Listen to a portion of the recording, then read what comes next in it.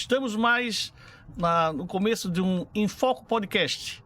Eu quero agradecer os internautas que estão prestigiando nossas entrevistas e agradecer também as curtidas, os comentários, as sugestões. Estamos abertos. Quem você quiser indicar para ser entrevistado, é só mandar para a gente essa indicação que a gente vai convidar, tá? Eu queria também informar que no último dia 6 de agosto, o Jornais em Foco completou 30 anos de funcionamento. São 33 décadas trabalhando com a notícia regional. Eu gostaria de pedir, nós vamos entrevistar hoje o vereador Lucas Rosa Vieira, né? Isso. 28 anos, conhecido como Lucas Manequinha. Mas antes de entrevistá-lo, eu gostaria de pedir um tempinho para ler o editorial publicado nos Jornais em Foco, falando sobre os 30 anos de funcionamento.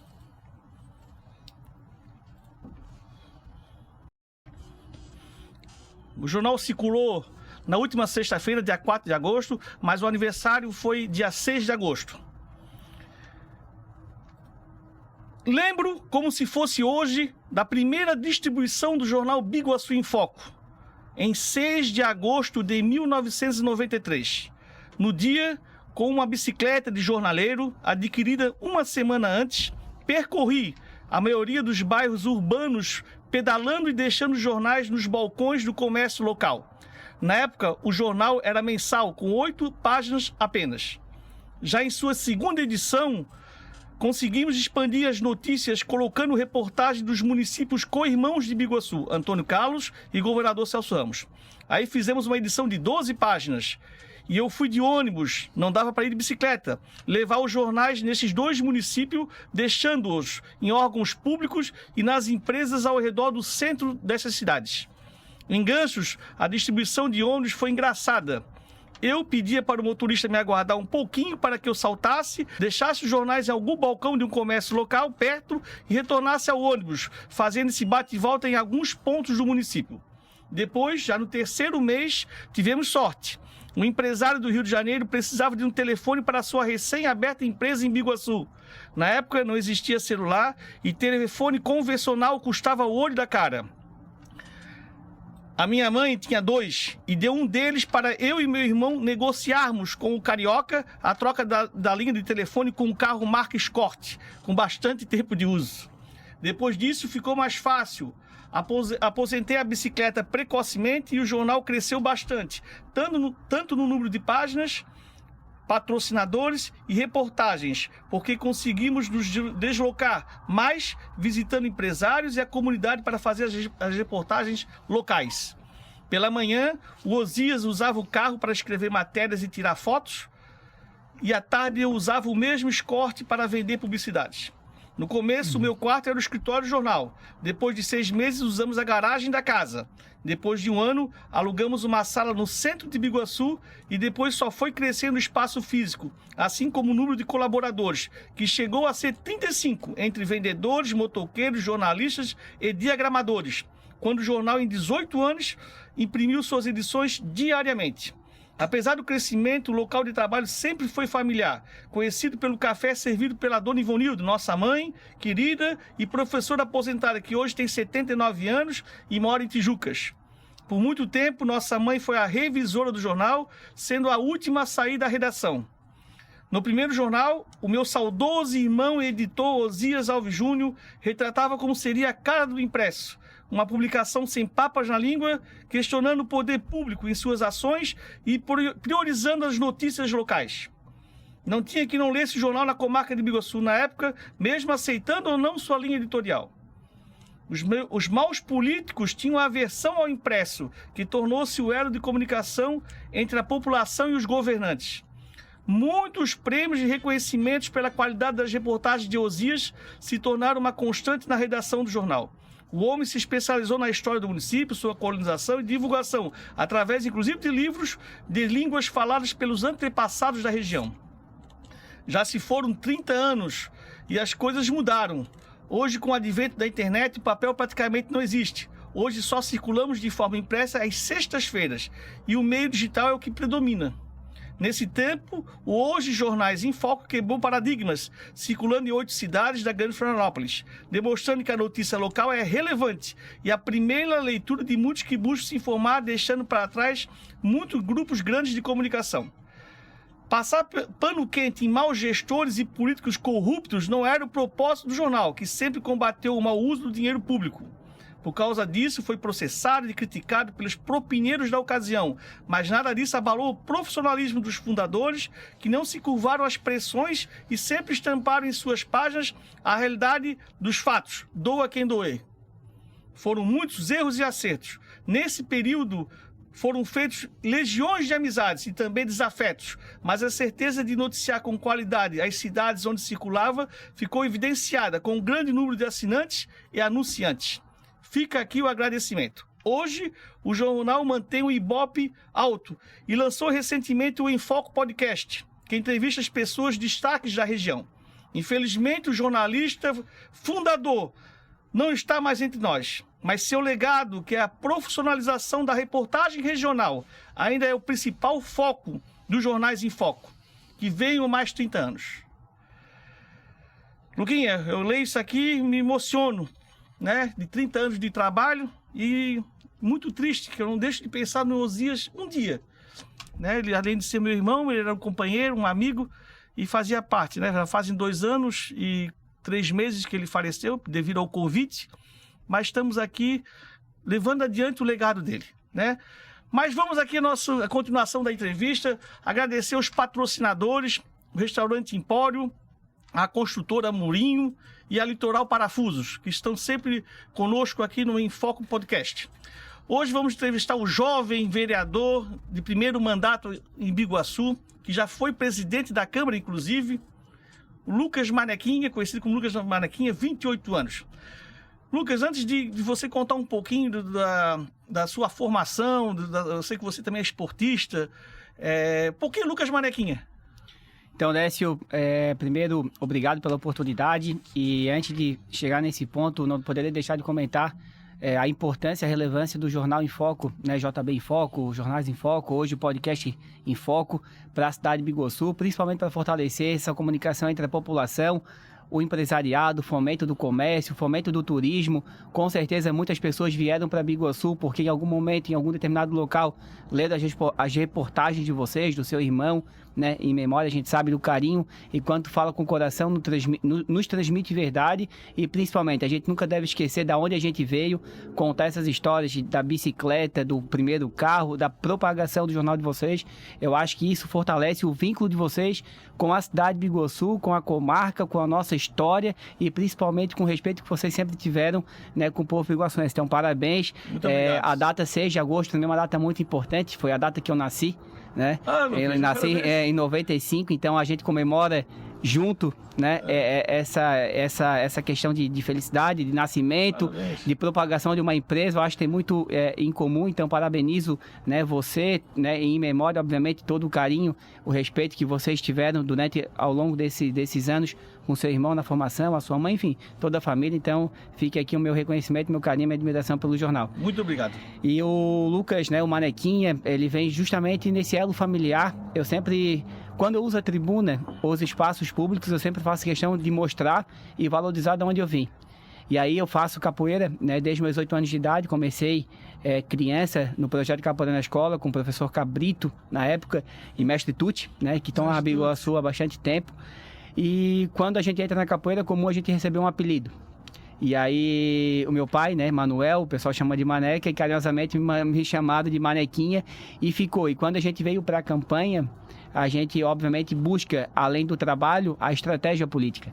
E aí o meu nome era pulverizado em algumas regiões, principalmente com a ala jovem, e o meu pai, uma pessoa antiga do bairro Tijuquinhas, o meu avô hoje é o senhor com mais idade em Tijuquinhas, com 100 anos de idade, então acaba que o Lucas Manequinha é muito pelo contexto da família, por esse afeto do esporte, do carinho, e deu certo. E hoje acaba que aonde eu vou, muitas crianças, eu tenho um vínculo muito bacana com as crianças, pelo trabalho que eu fiz na associação e com a capoeira, e o pessoal maior, o Lucas Manequinha tá aí. E isso gera uma identidade, e obviamente não vou mudar, tenho orgulho, né, de ser filho do Maneca, da dona Nésia, e então não tenho por que me desvincular desse nome. Pô, que legal, Lucas, que legal, bacana mesmo. Você é da região norte do município, né? Aí você foi presidente da associação por quanto tempo lá? Eu assumi a associação, inclusive nesse momento, faz pouco tempo a gente postou um vídeo falando da minha história com a associação. Então, a minha história com a associação, ela começa desde sempre, porque eu ando no bairro, né, da casa dos meus pais até a escola, eu passo em frente, sempre passei em frente à associação.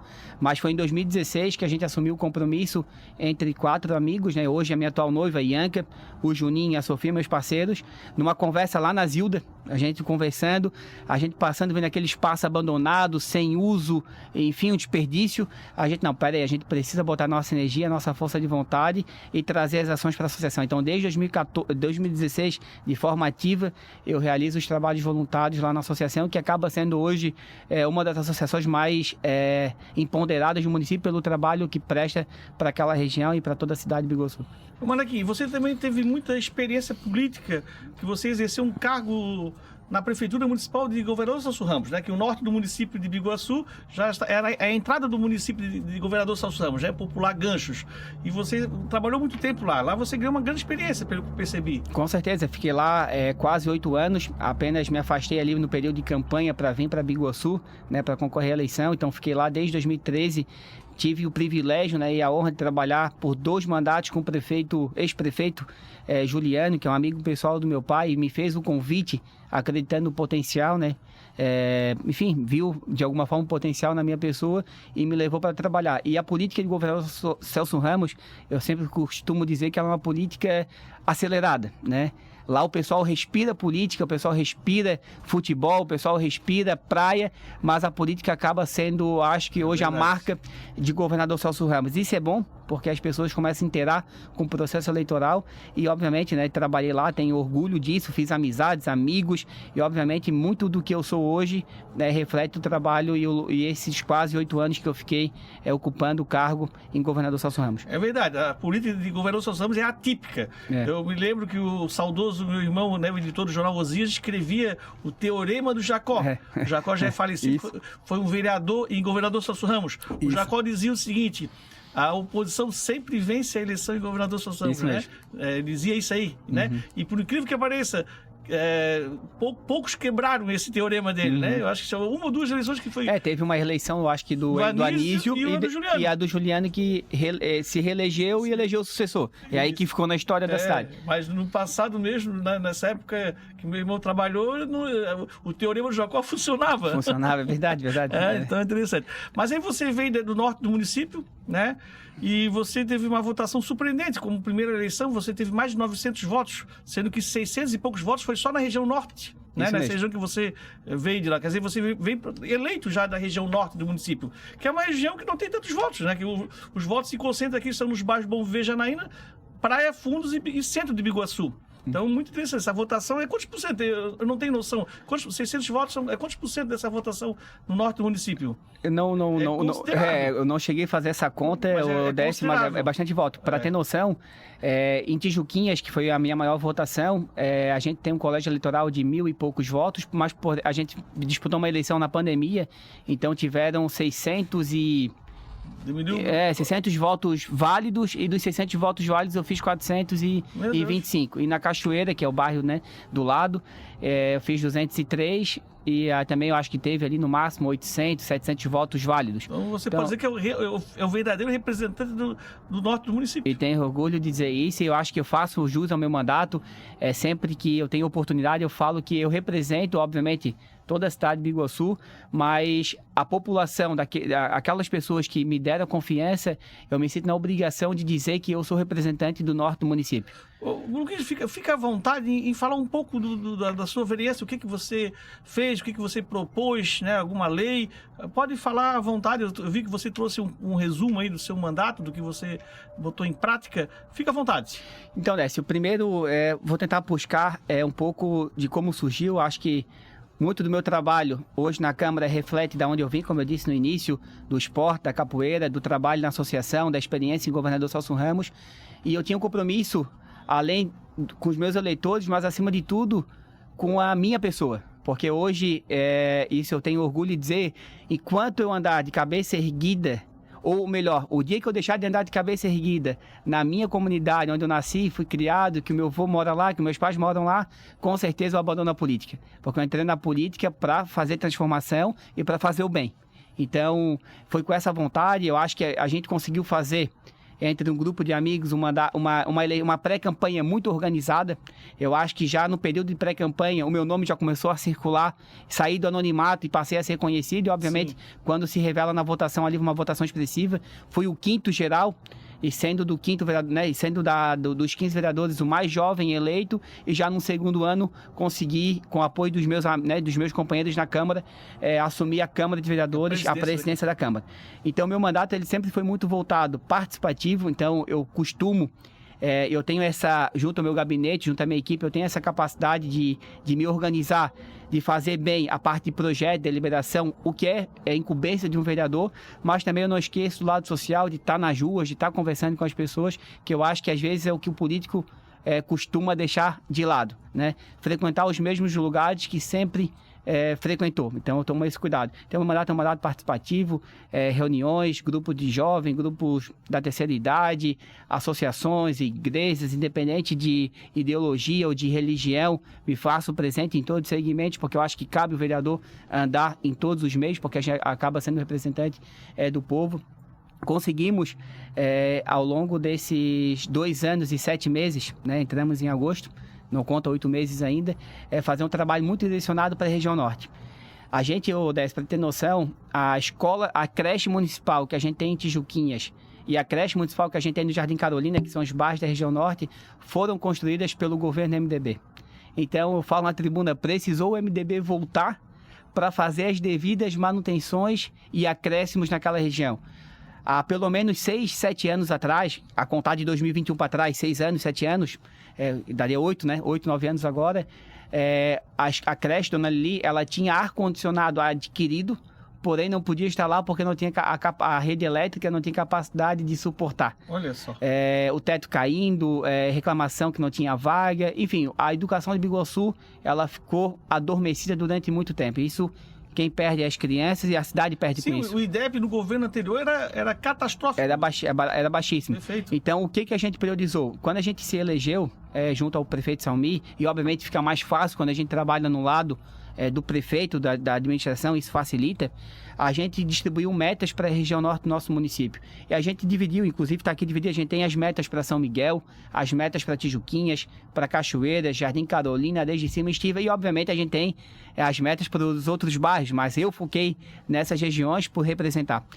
E aí a gente vem trabalhando. Então, em Tijuquinhas, onde eu moro, a gente tinha prioridade do posto de saúde e da creche municipal. Então, hoje a nossa creche ela foi toda revitalizada, transformada. Inclusive, uma das suas patrocinadoras, a construtora Moinho, fez a doação para a gente de uma área de lazer na frente da creche, deixando um espaço muito bonito, aconchegante, né, para as crianças e para os familiares. Então, hoje a gente oferta naquela região, em outras regiões do município, creches em período integral para as crianças, reformando todas as salas com ar-condicionado, material escolar. A nossa UBS ela foi toda revitalizada. Uma sala de vacinas recentemente foi inaugurada na UBS. Enfim, a gente priorizou saúde e educação. E agora, nesse ano, a gente entra junto com o Salmi com o compromisso de fazer a infraestrutura da nossa região. Até recentemente, alguns vereadores vão para a tribuna, principalmente vereadores de oposição, e dizer que o governo anterior fez muito pela região norte, mas perderam nas urnas. E aí o que eu falo para o Salmi? É que eles não souberam ouvir o que a comunidade precisa. O que o povo daquela região precisa. Hoje, se tu for no Bom Viver, o anseio daquela população é uma demanda, mas talvez não seja a mesma demanda do bairro Cachoeiras. Então a gente precisa sentar e ouvir. E todas essas metas que a gente estipulou junto com o Salmi, a gente tem um cronograma, a gente vai dando baixa no que é feito, foi construído ouvindo as pessoas, a população. Ainda hoje, no dia de hoje, a gente fez algumas visitas na região com o prefeito Salmi e volta e meia apontada, a gente precisa de uma área de lazer no loteamento Pacaraí. Essa área de lazer a gente já está com emenda garantida há 1 ano, destinada do ex-senador Dário Berger, né, por intermédio também do Juliano, conseguimos essa emenda e vai ser aplicada numa área de lazer no Pacaraí. Porém, quando a gente foi viabilizar essa construção, tinha uma área, um imóvel invadido no terreno que era uma área institucional. Então, tu sabes que demora a envolver Ministério Público, desapropriação, aquela coisa toda. Conseguimos vencer essa etapa, o projeto está pronto, está apenas na FAMAB para a licenciação ambiental do corte da vegetação e tenho certeza que até dezembro desse ano a gente consegue inaugurar mais uma área de lazer na região norte do município, que vai ser a segunda. A primeira foi construída em 2004, com o ex-prefeito Tuta, e a segunda vai ser construída novamente com o prefeito do MDB, o Salmir da Silva.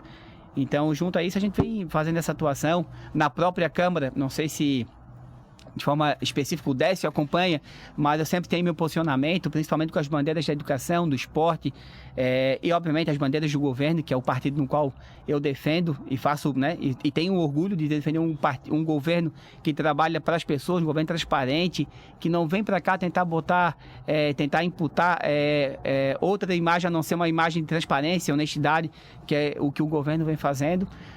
Na presidência da Câmara, eu acho que foi uma grande virada de chave para mim, pessoalmente, mas também para a Câmara de Vereadores de Biguaçu. A gente passa a ter, a partir do momento que hoje eu sou o vereador mais jovem da legislatura, e se não me engano, o mais jovem, eu acho, da história, ou talvez o Ramon junto comigo ali disputando, nunca parei também para ver essa questão. E aí eu consegui ditar um ritmo diferente, implantamos a Câmara 100% digital, toda a tramitação. Quando a gente assumiu a Câmara, obviamente eu faço essa questão, foi um grupo, né, que eu estava como presidente, mas teve o apoio de boa parte dos vereadores, dos secretários da Câmara, dos funcionários. A gente tinha 6 ou 7 processos do Ministério Público por falta de transparência.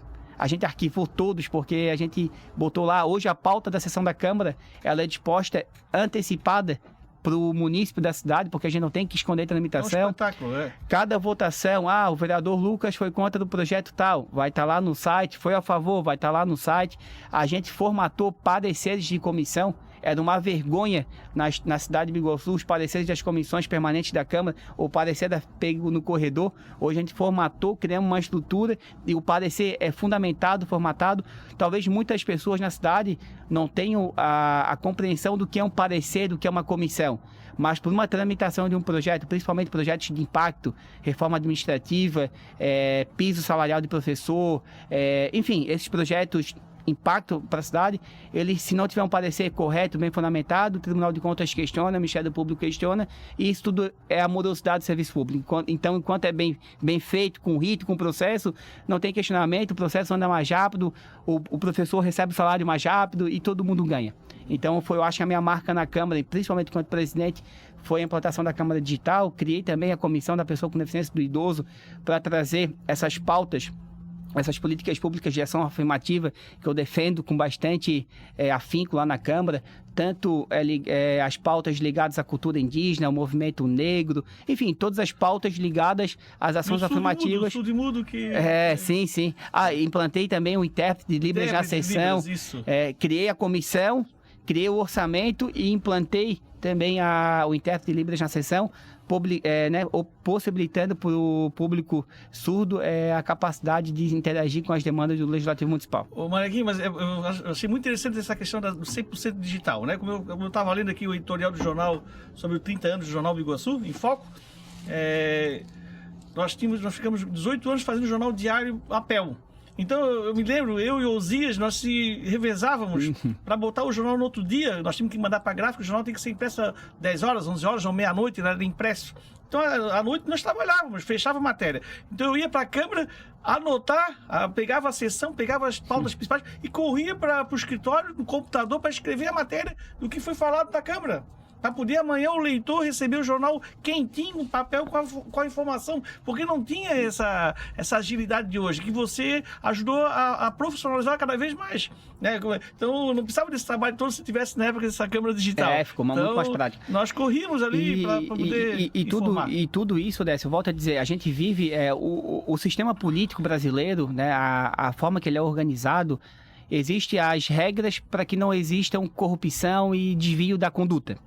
Porém, se torna burocrático. Então, o gestor público hoje que não entender que a desburocratização às vezes perpassa por uma implantação de um sistema de capacidade de inteligência artificial que vai fazer esse processo, a gente perde tempo. Então, quando muitos prefeitos na grande Florianópolis não conseguiu a tramitação do piso do magistério, Biguaçu saiu na frente em alguns, relacionado a alguns municípios. Dentre outras demandas que a gente consegue. Hoje o projeto de lei, que ele chega numa quinta-feira, por exemplo, na Câmara, na próxima segunda ele já tem a capacidade de estar em deliberação. Isso porque quando ele nasce, quando o projeto ele sai da prefeitura, antigamente o pessoal lá do expediente da prefeitura vinha com ele na mão e protocolava no expediente. Então até o pessoal lá protocolar, subir para a procuradoria, chegar no vereador, demorava 2, 3 semanas. E às vezes são projetos importantes, como eu te disse. Então o que acontece? O projeto hoje, quando ele chega no site da Câmara, que a prefeitura linka, todos os vereadores já estão recebendo, os procuradores da Câmara já recebem, então todo mundo já recebe ao mesmo tempo e já tem um tempo antes para fazer a leitura, aproveitar o final de semana. E obviamente hoje poucos são os projetos que chegam em caráter de urgência na Câmara. Justamente por isso, porque o caráter de urgência ele reduz o período regimental da tramitação do projeto. Então hoje basicamente não precisa um projeto entrar em caráter de urgência, porque a tramitação dele é muito rápida. E volto a dizer, quem ganha é a população, às vezes é um orçamento. A secretária Vanessa recentemente mandou para a Câmara, para o presidente, né, o atual presidente, o vereador Christian, algumas aberturas de crédito adicional, mudanças no orçamento, porque ela precisa implantar ações no setor de trânsito. Então, o projeto já chegou, todo mundo já leu rápido, acessa pelo celular, em casa, no carro, junto a um assessor. Então, isso facilita bastante e a cidade ganha com isso. Luquinhas, eu não poderia deixar de falar que teve uma questão polêmica na sua gestão como presidente da Câmara, que foi uma CPI, né? Uma CPI feita contra um dos pares, né? A vereadora Salete, que foi inclusive demitida da Prefeitura Municipal de Biguaçu, por ser considerada uma funcionária fantasma. Ela foi demitida, teve um processo interno lá, o pessoal fez uma investigação administrativa dentro da Prefeitura Municipal de Biguaçu e, no final, deliberaram para retirá-la do cargo efetivo que ela trabalhava na Prefeitura. É um negócio muito sério, muito sério. Isso também virou um processo político, que foi aberta uma CPI. Por que a CPI não acabou acontecendo a mesma coisa que aconteceu no cargo público da Prefeitura, que ela foi demitida? Como é que na CPI ela ainda continua como vereadora? O que aconteceu? Então, Décio, volto a dizer, quando eu estava na presidência no ano passado, uma das minhas principais atuações também foi organizar a casa, fazer a mudança estrutural que tanto precisa. E hoje o nosso regimento interno, até o ano passado, era um regimento interno antigo e talvez ele foi eficaz lá em 2000, 2001, mas não era mais o eficaz para a atualidade. Então, no próprio regimento interno, a lei orgânica do município tinha algumas divergências com o que se diz atualmente ser certo e coerente. Então, quando a gente nasce, foi uma denúncia protocolada na Câmara, a Comissão de Ética apurou, teve a deliberação dos vereadores, por sua maioria se entendeu a necessidade da abertura da CPI. Então, quando a CPI ela nasceu na Câmara, a partir de toda uma aprovação, deliberação de plenário, ela teve um rito para ser seguido. E sempre esse rito é acompanhado pela comissão de CPI, né, Comissão Parlamentar de Inquérito, junto à Procuradoria da Câmara, que apenas fazia os pareceres opinativos, né, pareceres assim não definitivos.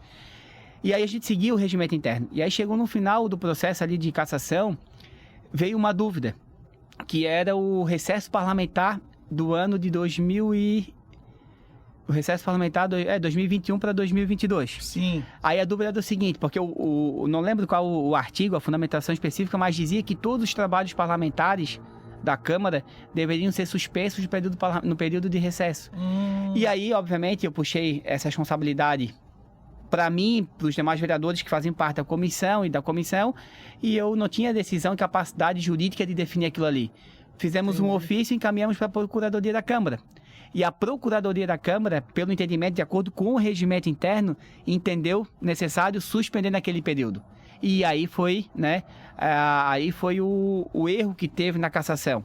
Porque se não tivesse suspenso e seguido o rito correto, não teríamos perdido o prazo, porque a sentença que veio da Justiça... A votação, a maioria foi pela cassação, né? A maioria foi pela cassação, inclusive pela demissão. A gente abriu, a maioria definiu a abertura da cassação e depois definiu, inclusive, a perda do mandato, né? Baseado na interferência na Secretaria de Esporte e também na falta na frequência junto ao funcionalismo público que era efetiva da prefeitura, ocupante do cargo de atendente da criança ou adolescente. Então uma série de pessoas foram ouvidas, mas o erro foi justamente erro de rito, não de mérito. Portanto, na recomendação da Justiça, questionou o rito, que a gente perdeu que a Câmara perdeu o prazo. Questão de um tempo ali a mais que salvou a pele dela na justiça. E lembrando, e lembrando de dizer, Décio, isso é importante principalmente para a sociedade do Iguaçu entender, muita gente tenta imputar isso aí como uma perseguição política. A Câmara, os vereadores, a instituição Câmara, ela tem algumas responsabilidades constitucionais e sendo uma delas averiguar a conduta dos parlamentares, dos prefeitos, do prefeito e dos secretários. Então, quando a Câmara recebe uma denúncia, que foi uma denúncia feita, não tem como a Câmara virar as costas. A perseguição seria não checar. E o plenário, na sua maioria, o plenário é soberano de ver. E o plenário, inclusive, que fez a votação, eram diversos partidos, né, da atual composição da legislatura que fizeram parte do voto. Então, entendeu-se naquele momento o prosseguimento da cassação. Porém, eu acho que é uma página virada. Eu acho que a Câmara fez a sua parte. Infelizmente, não adianta a gente também querer transferir o erro para a Procuradoria. A interpretação junto ao regimento era confusa, bastante confusa, mas infelizmente, e a gente sempre se embasou no processo da demissão. A prefeitura demitiu, então teve uma comissão formada por efetivos também, então a Câmara também tomou bastante cuidado por não apenas levar a emoção política e principalmente colocar a razão, os fatos e, portanto, a Câmara deliberou da forma que bem, né, achou necessário e importante naquele momento. Perfeito. Lucas Manequim, como é que está você como vereador, com experiência, da bancada da situação do prefeito Salmir Silva, como é que está hoje o relacionamento dos vereadores com o prefeito Salmir? Hoje eu represento, Décio, eu sou líder da bancada do MDB. A gente teve a convenção do partido há pouco tempo, né? A gente, diga-se passagem, um grande evento bonito, marcante para a cidade de Biguaçu, mostrou a união e a força do partido e nesse momento eu me coloquei à disposição para ser o líder da bancada. Desde 2021, a gente tem uma relação muito bacana com o Executivo. Quem conhece o prefeito Salmir sabe da capacidade dele de interagir com o ser humano, não é nem com o vereador, com o ser humano. Cara que ouve, que escuta, que faz as colocações de forma sempre com muito argumento, e isso facilitou bastante. O fato também da Câmara ter renovado em 10 vereadores de primeiro mandato, acaba trazendo uma tranquilidade também para o Executivo, porque todos os vereadores que ali estão, obviamente, cada um tem os seus méritos, mas principalmente esses 10 que chegaram novos, chegaram com força de vontade, com determinação, não que os outros não tenham, pelo contrário, mas eu acho que a motivação acaba sendo um pouco maior. E aí facilitou essa conversa junto ao prefeito. E sendo também que a gente teve a maior bancada, o MDB tem 4 vereadores, o Podemos 3, depois conseguimos fazer uma composição muito bacana com então democratas né, e alguns do PSL e hoje todos do União Brasil, que é essa fusão do Democratas e do PSL. Interagimos também bem com o PSD, apenas tendo hoje, no meu entendimento, de oposição apenas o vereador do PP e o vereador do PL, mas volto a dizer, uma oposição na Câmara. Divergências de ideias, de pensamentos, de composição. Mas a relação com o Executivo é sempre muito bacana, muito pacífica e obviamente, a Câmara, ela respeita o seu rito, o seu tempo, não faz tudo que a Prefeitura pede, mas sempre, na medida do possível, a gente consegue fazer um trabalho em harmonia. Luquinhas, e você como vereador que está andando sempre na rua, ouvindo as demandas da população, eu recentemente publiquei uma pesquisa que eu tive acesso, com números, né? Então a gente sempre começa a interpretar, a analisar um pouquinho os dados, né? O que eu percebo ali, o Salmir deve ser um candidato à reeleição, vai ser candidato à reeleição, pelo que eu percebo, né? Está se formando uma oposição, que eu ainda não sei quem vai ser o candidato à oposição. E como é que você vê? Nós já estamos aí um ano e pouquinho para a próxima eleição municipal de vereadores e prefeitos, né? Como é que você analisa o cenário, né? Tá fácil, tá indo bem, os cuidados que deve ter. Eu queria que você falasse também um pouquinho na sua... Acredito que você vai ser candidato a vereador novamente. Então, contar um pouquinho essa questão de bastidores da política. As composições já estão conversando? Como é que tá indo isso daí? Tá vindo alguém de fora? Então, Décio, eu costumo dizer que, obviamente, primeiro, né, vou ser candidato à reeleição para vereador. Acho que eu preciso dessa oportunidade da população por mais 4 anos conseguir, né, continuar fazendo esse trabalho, mas vamos deixar para pedir voto e falar de eleição lá no período eleitoral para a gente também não correr o risco aqui de ter alguma impugnação. Mas o sentimento na rua, Décio, ele é muito bom. Para a gestão, para a atual gestão que envolve prefeitos, secretários, vereadores de base. Por que eu digo isso? A gente viveu 12 anos de um governo que buscou outras alternativas a não ser aquela premissa da política que é servir o povo. Primeiro se serviram para depois o que sobrar servisse o povo. Isso é notável. Por que eu falo isso? Quando a gente assumiu a administração, bastava olhar para a educação da nossa cidade. Quando veio a pandemia, eu acho que a gestão anterior pensou que nunca mais ia ter aula, porque abandonaram as escolas. Só não abandonaram os postos de saúde, porque era o lugar que a população mais precisava naquele momento. Mas diga-se de passagem também que precisava de um amparo melhor. Então, o gestor que ele não cuida das crianças, o gestor que ele não cuida da saúde, né, dos idosos, ele não merece o respeito da população. E é por isso que eu falo, hoje, se for para a educação da nossa cidade, para a saúde, para o trabalho da convivência com os idosos, tu vê uma sociedade feliz, tu vê uma criança feliz que recebe uniforme, que recebe material escolar, que tem uma sala de aula reformada, que tem um ar-condicionado para se refrescar no calor. Tu vai para a saúde, tu vê hoje a nossa saúde em crescente. Agora acabamos de receber a notícia que a UBS de Cachoeiras, na região norte, a partir do dia 11 de setembro, data histórica, né, por conta lá das Torres Gêmeas, vai ser aberta até às 19 horas. Então a gente sai de um horário das 4 da tarde e passa para as 7, com a tentativa de a gente expandir até as 10 horas da noite.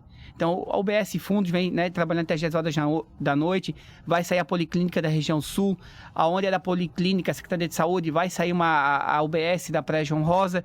Então, não tem como a população tá triste em Biguaçu, não tem como a população tá chateada em Biguaçu. Então, eu falo, né, como a gente vinha conversando, eu acho que saindo da bolha política, a sociedade, a criança, o idoso, o pai, a mãe de família estão felizes com a administração. Eles vão no Natal, eles não precisam para São José ver uma decoração, eles vão na Praça de Biguaçu.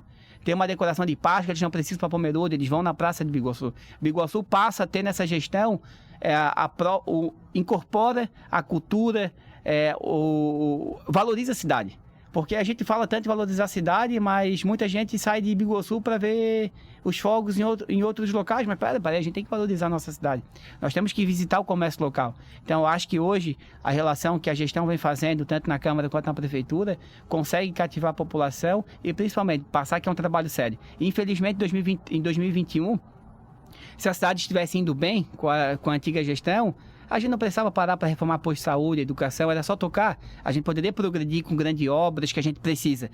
Mas, infelizmente, a herança deixada foi tão ruim que nós tivemos que deixar o trabalho, muito do que a gente projetava de obras de impacto para a cidade, para cuidar do básico, cuidar da saúde, da educação, da infraestrutura, do serviço de convivência com os idosos.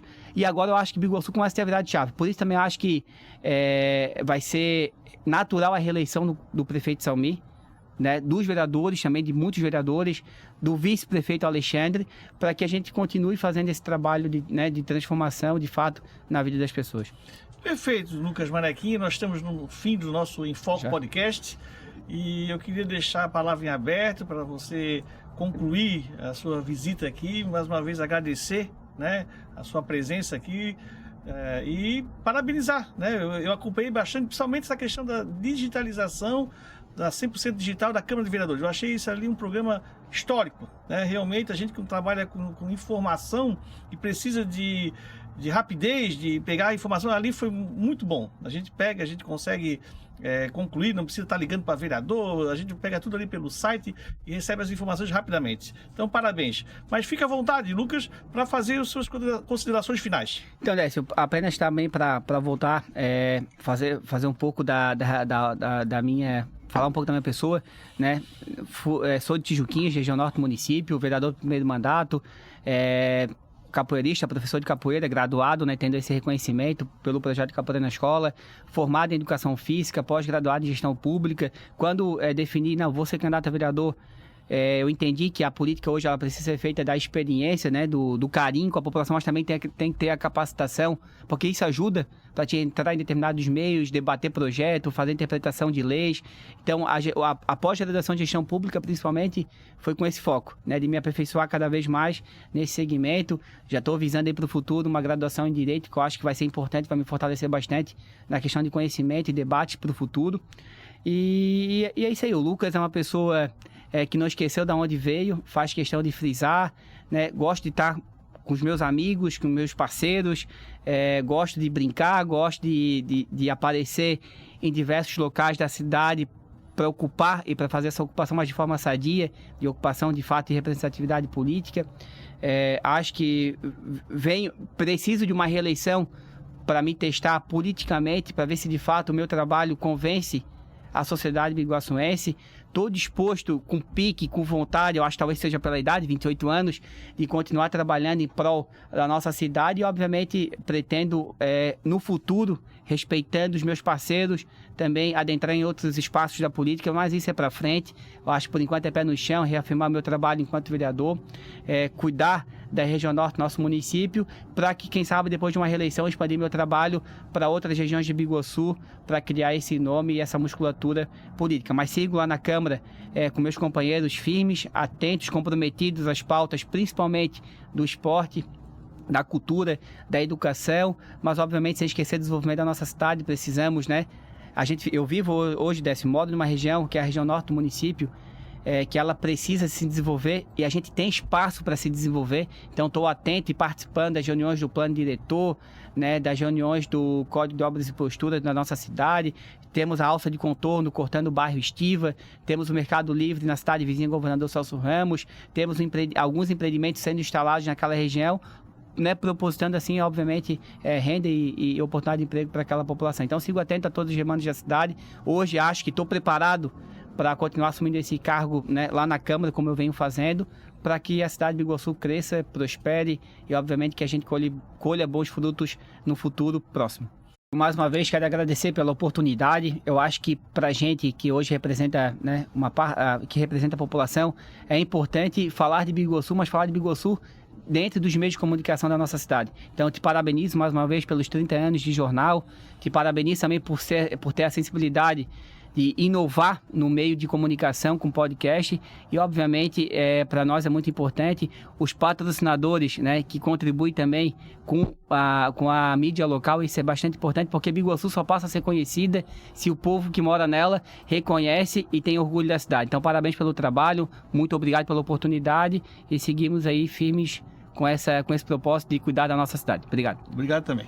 É isso aí, Lucas Manequinha. Mais uma vez, muito obrigado por você ter aceitado o nosso convite aqui para ser entrevistado no Enfoque Podcast e dizer aos internautas, continue a dar suas sugestões, compartilhe os nossos cortes aí do Instagram, as visualizações, mande suas sugestões para a gente estar cada vez mais aperfeiçoando o Enfoque Podcast. Muito obrigado e até semana que vem.